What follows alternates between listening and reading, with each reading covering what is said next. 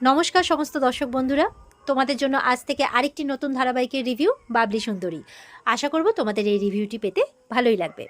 শুরুতে আমরা দেখতে চলেছি যে যেই ফ্যামিলির কথা আমি বলতে চলেছি এই ধারাবাহিকে, সেই ফ্যামিলি হচ্ছে চট্টরাজ ডায়মন্ডসের বিজনেস, মানে এদের ডায়মন্ডসের ব্যবসা, ঠিক আছে? চট্টরাজ ডায়মন্ডস।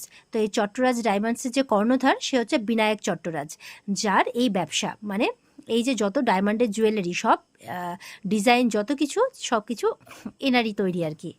তো এবার ফার্স্টে র্যাম্প শো হচ্ছে। তো বিভিন্ন সুন্দরীদের, বিভিন্ন কন্টেস্ট জেতা সুন্দরীদের ডাকা হয়েছে, কিন্তু প্রত্যেকের মুখ অর্ধেক ঢাকা রয়েছে, আর প্রত্যেকে ডায়মন্ড জুয়েলারি পরে রয়েছে আর বধূ বেশে রয়েছে। তো থিমটাও সেটাই। তো র্যাম্প শো হচ্ছে। যাই হোক, এবার র্যাম্প ওয়াক হয়ে যাওয়ার পর মানে এই বিনায়কেরই বন্ধু আর কি, আরেকজন সে অ্যাঙ্কারিং করছে। তো সে এবার বিনায়ককে পরিচয় করিয়ে দেয় সবার সাথে। খুব ভালো। এবার যখন হয়ে যায়, বিনায়ক কথা বলে যে যাক, নববধূ রূপে যারা নতুন বাড়িতে নতুন সংসারে যেতে চলেছে তাদের জন্য এটা খুব ভালো, বা মানে এরকমভাবে একটা দেয়, বক্তৃতা দেয়, তারপরে নেমে পড়ে। এবার যারা জুয়েলারি পরেছিল সমস্ত, যারা র্যাম্প ওয়াক করলো আর কি, সমস্ত সুন্দরীরা, একজন বলছে স্যার আপনি তো বললেনই না এই লুকে কেমন লাগছে। তো দেখা গেল যে বিনায়ক পাত্তাই দিল না। তো বিনায়ক যখন চলে যাচ্ছে তখন ওর বন্ধুটা বলছে আর কি যে চিন্তা করো না, ভালো লাগছে, ভালো লাগছে, সবাইকে ভালো লাগছে, বলে উনি তো বললেনই না। এবার বিনায়ককে ঘিরে ধরেছে মিডিয়া। তো মিডিয়া বলছে যে আচ্ছা, আপনি আপনার থিমটা এরকম রেখেছিলেন যে ঘোমটা টেনে থাকবে সবাই, এত সুন্দর সুন্দরীরা সবাই। তো বলছে যে আমার কাছে সুন্দরীর মানে এটা নয়, আমাকে কাউকে সুন্দরী বলে মনে হয়নি, তাই সবার মুখটা ঢাকা রয়েছে। আমার ডায়মন্ড সম্পর্কে কিছু বলার থাকলে সেটা বিষয়ে বলতে পারেন, ডায়মন্ড ডিজাইন সম্পর্কে। তো এই নিয়ে ও আর বিশেষ কোনো কথাবার্তা বলে না, বিনায়ক চলে যায়, গাড়িতে উঠে পড়ে। মানে বিনায়কের কাছে সুন্দরীর ডেফিনেশনটা অ্যাকচুয়ালি আলাদা। এই সমস্ত সুন্দরীরা কেউ বিনায়কের মন জিততে পারেনি, এরকম একটা ব্যাপার, সেই জন্য মুখ অর্ধেক ঢেকে রেখেছিল। তো এবার গাড়িতে উঠেছে, এবার বাড়ির দিকে রওনা হয়েছে। তো বিনায়ক স্মোকিং করছে। তোর বন্ধু বলছে যে সারাদিনে কটা সিগারেট হলো বলতো? দেখ আমি বুঝতে পারছি তুই ধীরে ধীরে নিজের জীবনটাকে মানে সোসাইটির দিকে নিয়ে যাচ্ছিস, কিন্তু কি বলতো, আমি তো বন্ধু, তো আমি তো এরকমটা করতে পারি না তোর সাথে। তো বিনায়ক বলছে তুই বোধহয় ভুলে যাচ্ছিস, লাইটারটা দিতে হবে, লাইটারটা দে, এরকম ব্যাপার। মানে প্রচণ্ড অ্যাটিটিউড, মানে রাগ রাগ একটা ভাব, মানে কারোর সাথে সেরকম বিশেষ কথা নেই, নিজের মধ্যেই থাকে, এরকম একটা ক্যারেক্টার। মানে মনে হচ্ছে কোনো বেদনাদায়ক স্মৃতি তার জীবনে রয়েছে। আর সেই বেদনাদায়ক স্মৃতিটা এটাই, বোঝা যাচ্ছে যে তার ওয়াইফ ছিল, যে ওয়াইফ ভীষণ সুন্দরী ছিল, একদম তার মনের মতো, কিন্তু সেই ওয়াইফ কোনো অ্যাক্সিডেন্টে মারা যায়। তার দুটি মেয়ে রয়েছে, কিন্তু ওই যে ওয়াইফ মারা যায় সেই শোকটা সে এখনো বহন করে চলেছে। বিনায়ক বলছে চিন্তা নেই, এখনই মরবো না, দুই মেয়ের জীবনটা সেটেল করে দিই, তাদের জীবনটা গুছিয়ে দিই, তারপরেই তার স্ত্রীর কাছে যাবে। বিনায়কের মিসেস যে ছিল আর কি, তার নাম ছিল মধুরা। তো বন্ধু বলছে যে 4 বছর হয়ে গেছে মধুরা আমাদের মাঝে নেই, তাও তুই এখনো তাকে ভুলতে পারছিস না, তুই বাকি মেয়েদেরকে ওর সাথে কেন তুলনা করছিস? বুঝতে পারছি যে তার বিউটিটা এক্সেপশনাল বিউটি। তো বিনায়ক তো তার কথা শুনে তার প্রশংসা করতেই মানে একদম পঞ্চমুখ, মানে এরকম একটা, মানে প্রশংসাই করে যাচ্ছে, আর এক মনে তার আগের স্ত্রী কথাই ভেবে যাচ্ছে, মনে মনে নিজের বিয়ের দিনটা ভাবছে বিনায়ক। ওর বন্ধু বলছিল কি রে, চোখই সরছে না যে বউয়ের দিক থেকে? বলেছিলাম না আমার বউ হবে বিশেষ শ্রেষ্ঠ সুন্দরী। বিনায়ক অন্য কোনো মেয়ের কথা শুনবে না, সে যতই সুন্দরী হোক আর যতই মানে ফিল্মের হিরোইন হোক। সে বলছে তার স্ত্রী ছিল নাকি তার কাছে সৌন্দর্যের সংজ্ঞা। তার বন্ধু বলছে যদি তোর এই সৌন্দর্যের সংজ্ঞা ভেঙে দিতে কেউ একজন আসে তখন। তো এবার দেখাচ্ছে বাবলি ক্যারেক্টারকে, মানে এবার পরিচয় হবে বাবলি ক্যারেক্টারের সাথে। এবার দেখা যাচ্ছে একটা মণ্ডপে বিয়ে হচ্ছে। তো সেখানে বাবলি নিজেকে নিয়ে বিয়ের স্বপ্ন দেখছে, দেখছে নিজেকেই কোণে বেশে, কিন্তু নিজের ওই সামনের দাঁত দুখানি দেখে আর টেরা চোখ দেখে সবাই পালিয়ে যাচ্ছে, এরকম একটা ব্যাপার। তো একটা বাচ্চা মেয়ে বলছে পিসি পিসি তুমি আবার বিয়ের স্বপ্ন দেখছো? ওদিকে দেখো কি কাণ্ড হয়েছে, তুমি বিয়ের স্বপ্ন পরে দেখো। তখন একজন বয়স্ক ভদ্রমহিলা বলছে তুই এখনো বিয়ের স্বপ্ন দেখছিস? সেই কবেই থেকে তোর জন্য ছেলে আসছে আর তোর এই রূপ দেখে ভিড় মিখিয়ে চলে যাচ্ছে, তাও তুই বিয়ের স্বপ্ন দেখিস? বাবলি হেসেই যাচ্ছে।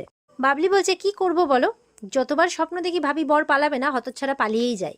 তো বয়স্ক মানুষ বলছে তাহলে তুই স্বপ্নটা দেখিস কেন? বলে না, বাদরের গলায় মুক্তোর মালা কথাই আছে না, তো বাদর তো রেডি, যদি একদিন মুক্তোর মালা জুটে যায় সেই জন্য, এই বলে হাসছে খুব। বাচ্চা মেয়েটা বলছে চলো তাড়াতাড়ি কি হয়েছে দেখবি। বলে কি হয়েছে? বলে দিদি সুসাইড করছে। বলে কি সাইড? এই বলে ছুটে বাবলি ওদিকে। সেই মেয়ে মরতে যাচ্ছে, তার পছন্দের ছেলের সাথে বিয়ে হচ্ছে না, তাই ওর মা বলছে হতচ্ছাড়ি তুই নেমে আয়, নাহলে তোর একদিন কি আমার একদিন। বলে ঠিক আছে নেমে আসছি তো একবারের মতো। বলে ঠিক আছে বাবা আমি মানলাম, আমি তোর পছন্দের ছেলের সাথে বিয়ে দেবো। বলে কিভাবে দেবে? সে তো মোটর বাইক চাই, আমাদের সাইকেল কেনার ক্ষমতা নেই, মোটর বাইক কোত্থেকে হবে?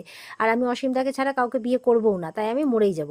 তো বাবলি আসে, আরে দাঁড়া, একা মরে কি হবে, একা মরলে কোনো কিছু নাই, দুজন মিলে মরলে ডবল ধামাকা, আমি আসছি বলে বাবলিও ওপরে চলে যাচ্ছে। ওদিকে দেখা যাচ্ছে শো দেখে সবাই বাড়িতে ফিরে এসেছে।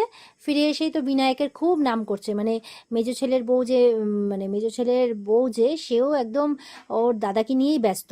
তাই আরেকজন বলছে যে মেজদা, মানে আরেক ভাই বলছে, তুই তোর বউ তো দেখছি দাদাকে মানে প্রশংসা করতেই ব্যস্ত, মনে হচ্ছে তোকে ছেড়ে দাদাকে বিয়ে করলেই ভালো হতো, এরকম ব্যাপার। তো খুব প্রশংসা করছে। এবার বিনায়কের মা বলছে আচ্ছা ঠিক আছে, অনেক প্রশংসা হয়েছে, এবার বরঞ্চ বাচ্চাদেরকে গিয়ে দেখো।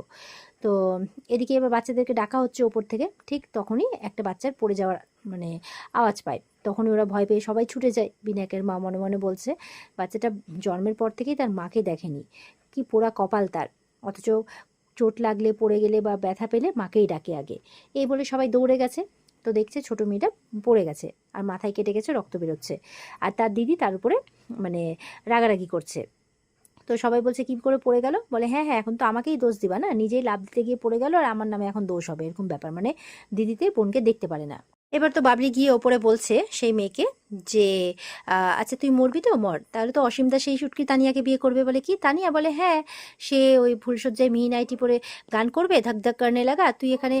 তো বাবলি বলছে অসীমদা ওই ধাক ধাক গান ছেড়ে তোর কাছে আমি যে তোমার ছান ছান গান শুনতে আসবে নাকি, মোটেও না। তার চেয়ে বরঞ্চ চল দুজন মিলে ঝাঁপ দিয়ে মরে যাই, দুজন মিলে উপরে গিয়ে পটল বেচবো। তো বলছে কি বলছিস তুই, বলে হ্যাঁ ভাবলাম যে কষ্ট করে হলেও মোটর বাইকটা দেবো। বলে কি মোটর বাইক, বলে হ্যাঁ, আর ফ্রিজ, বলে হ্যাঁ ফ্রিজও দেবো, বলে টিভিও দেবো। বলে তাহলে তাহলে মরা ক্যান্সেল, নিচে সবাই মিলে বলছে। আর ব্যাস বাবলি এই করে বাঁচিয়ে নেয়। তো এটাই হচ্ছে বাবলির ক্যারেক্টার। বেবি পড়ে গেছে, সবার খুব চিন্তা। বাড়িতে তো বিনায়কের বাবা বিশেষ করে খুব বকবকি করছে যে তোরা সবাই ফ্যাশন শো দেখতে চলে গেলি আমাদের বুড়াবুড়ির উপরে, এই বাচ্চা দুটোর ইয়ে দিয়ে, জানিস না মিমি ওকে কেমন করে।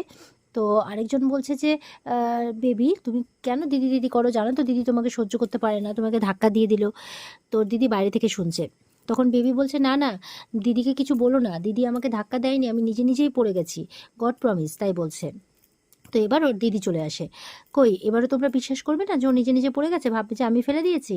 তো তোমাদের মানে ওই বিনায়ক চট্টরাজের বয়সকালের অ্যাক্সিডেন্টকে এইভাবে বলছে, বলে একদম চুপ করো, ও তোমার বাবা হয়। বলে হ্যাঁ জানি তো বাবা হয়, আর সেটাই তো সব থেকে বড় মানে কি বলবো খারাপ জিনিস, এরকম একটাইভাবে বলছে। তো এদিকে বিনায়কের বোন বিনায়ককে ফোন করে জানাচ্ছে যে বেবি পড়ে গেছে। বিনায়কের তো চিন্তা হয়ে যায়, বলে কোনো সিরিয়াস ব্যাপার নেই তো, বলে না সিরিয়াস নেই, তবে তুই একবার আয়। বলে তুই জানিস তো আমি যাব না। বলে তোর মেয়েটা তোকে দেখার জন্য বসে থাকে আর তুই আসবি না। বলে তুই তো জানিস যে ও হচ্ছে রিজন, মানে অ্যাকচুয়ালি বলছে যে ওকে ওই ওর জন্মের পর হসপিটাল থেকে আনতে গিয়ে একটা অ্যাক্সিডেন্টে ওর ওয়াইফকে চলে যেতে হয়। তো ওকেই রিজন বানানো হয়েছে এবং সেই জন্যই তার সাথে অতটা মানে দূর থেকেই ভালোবাসা, অতটা ওর কাছে যায় না, অতটা ওর সাথে ইয়ে করে না। আর ওর সাথে ওর কাছে বেশি গেলে বড় মেয়েটা আবার খুব রাগারাগি করে। তো তাই বলছে প্লিজ আমাকে জোর করিস না, বলে ফোনটা কেটে দেয়। বিনায়কের মা বলছে কি ধরলো না। তো ওর মেয়ে বলছে আর কতদিন চলবে এইভাবে মা, বাচ্চাগুলোর দিকে তো এবার তাকাতে হবে। তখন ওর মা বলছে বাচ্চাগুলোকে যেভাবে হোক জোড়াতালি দিয়ে মানুষ করে নেওয়া যাবে, কিন্তু আমার বিনুটার কি হবে, ওর জীবনে এমন যদি কেউ আসতো যে ওর মুখে হাসি ফোটাতে পারতো। বলছে বাচ্চাগুলোর মুখের হাসির কথা না ভেবে তুমি এখন তোমার ছেলের মুখের হাসির কথা ভাবছো। বলে তো কি করব, ও কতটা কষ্টে আছে, আমি কি করব তো। বলে তাহলে তোমার ছেলেকে তোমার ছেলের মুখে হাসি ফোটানোর জন্য এখন আমি কাকে ধরে আনবো, কোনো ক্লাউনকে ধরে আনবো সার্কাস থেকে, তাই বলছে। তখন ওর বড় মেয়েটা আসে মিমি, মানে বিনায়কের, বলছে কি বিনায়কের মুখে হাসি ফোটানোর জন্য, মানে বিনায়ক চট্টরাজের মুখে হাসি ফোটানোর তোড়জোড় চলছে বুঝি।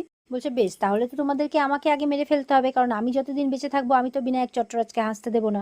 এবার তো ওদিকে বাবলি সেই মেয়ের বিয়ে দিচ্ছে, সাজগোজ করাচ্ছে।